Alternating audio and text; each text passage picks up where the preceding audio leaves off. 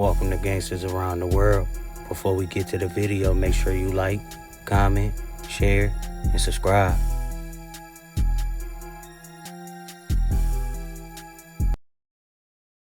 Pop outside, we outside, man. Where y'all at? Feel like that. The whole situation just screamed back dope. You know what I'm saying? How much even though they was there, how they know when exactly they was coming out. Like the whole situation just fishy as hell. Like the I've been seeing on the internet is crazy. Like there's one where like half his face showing, he got the chain on his neck. You can see the blood stains on the clear as day. Like, and then the other photo is him. He got the glasses on with the mask and he holding the chain up, talking about get back or whatever. Like that's goofy shit. Like y'all doing everything for social media, bro. Like you posting the chain. Like y'all did what y'all did, but you on the internet with this, posting it. Like these little out here just goofy as hell these days. These pictures all over the internet, gang. Like the FBI paying attention to like that, bro. Like y'all tweaking, like you got the chain in your hand all time, bro. Like his mama gotta see this. His mama gotta see you holding up his chain with his blood on the chain, bro. Like what is y'all doing, man? That's weird to me, bro. Like what was your purpose of posting that up there? You did that for these mans, for people to have something to talk about, for people to see. Like weird. In this video, we gonna talk about one of the official members of O Block, Munna Duke. Munna Duke, born and raised in the Parkway Gardens, housing development, and famously known as O Block on the south side of Chicago, is a name that carries weight in the streets and in the drill music scene.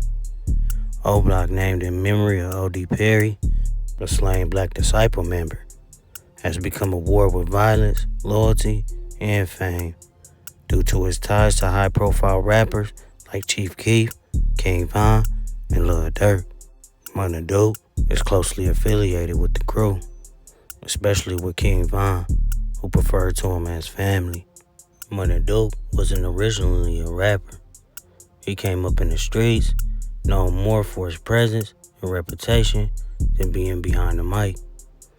Duke was one of those people that others preferred to him as a real one, not for clout or the internet, but for his loyalty and willingness to ride for his people. In the war zone, like environment of Southside Chicago, that loyalty was everything. He often stood beside King Von, who was becoming a rising star in the drill rap world. Von would shout out him out in interviews and tracks, and their bond ran deep.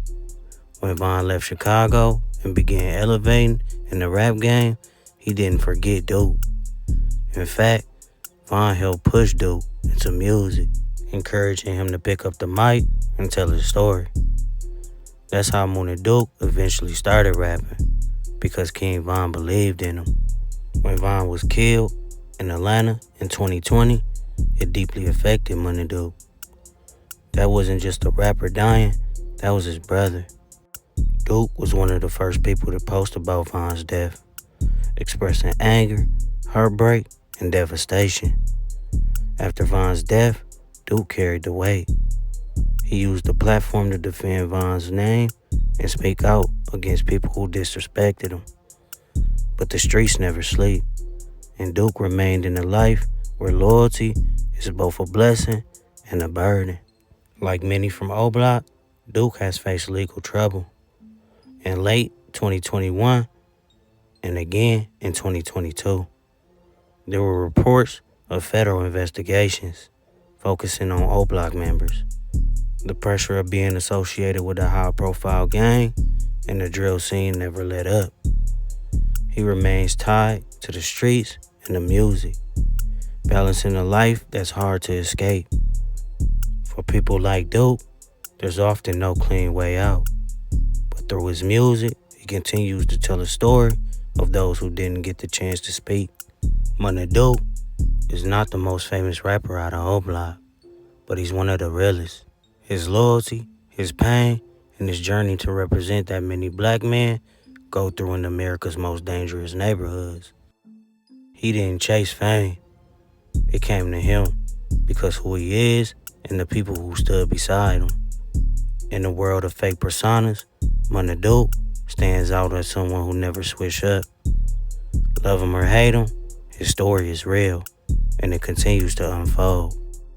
just out of Edgewater. An overnight shooting has left 2 people dead. There's another individual hurt.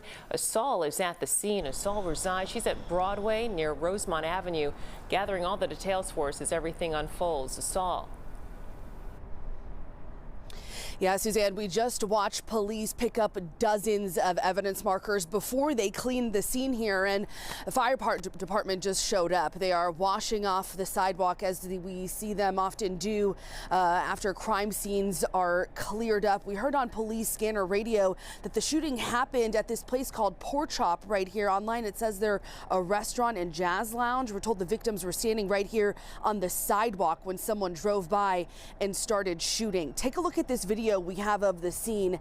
At least 40 evidence markers on the street here in the shooting's aftermath. Police say gunshots rang out just before 1:30 this morning. This is on Broadway between Devon and Rosemont Avenue. Right now, police say they don't know what led up to this shooting. When they arrived, they say they found 3 people shot, and none of the victims could give them any information. We're told a 28-year-old and a 31-year-old man were both shot and pronounced dead at nearby hospitals. A 36-year-old man was also shot and taken to Evanston Hospital, where he was in fair condition at last check. You guys are getting a person shot in the 24th District, Broadway and Rosemont and Broadway. Caller says a male shot in the back. Offenders ran away. Caller says that the shooting was at the club Pork Chop. And Suzanne, we heard on police scanner radio that the shooter was captured on City Pod cameras and was possibly driving a stolen car. Detectives still looking for that suspect this morning. They say so far they've made no arrests. I'm live in Edgewater. Asal Rezai, CBS News, Chicago. Thanks so much, Asal. In the early hours of May 10th, 2025, around 1:20 a.m., Duke, along with fellow O-Block rapper Youngin, was ambushed outside Pork Chop restaurant on Broadway in Chicago's Edgewater neighborhood. A gunman in a stolen vehicle opened fire, unleashing more than 50 rounds. Duke was hit in the chest and died at West Memorial Hospital, while Youngin later died at St. Francis Hospital. A third man was wounded but survived. A burned-out Infiniti Q50 linked to the attackers was found hours later. The brutal incident shocked the usually quiet part of Edgewater. The city closed the restaurant under public safety concerns. The Chicago rap and drill community responded with outpouring of grief for Munna Duke. Memphis rapper Big 30 shared, "Long live the biggest jump out." Others like Asian Dog, Shoebox Baby, and Munna Duke's partner, Fat Banks, posted heartfelt tributes on social media. Fat Banks shared a touching tribute. "You was like the light of my darkness. Not in a million years I would have thought these would have been our last days. I got our son. Sleep tight." Munna Duke's life was emblematic of O-Block's duality. Deep loyalty and cultural influence entwined with the ever-present shadow of gang-related violence. His tragic death, long aside Youngins, reveals how these cycles can transcend boundaries, impacting neighborhoods, families, and the music world. Investigations continue, but what remains clear is the fragile line between life and loss in communities navigating fame, family, and survival. R.I.P. Munna Duke. Thank you for watching. This is the end of the video, but if you haven't, please tap in with my other videos. And before you leave, please like, comment, share, and subscribe.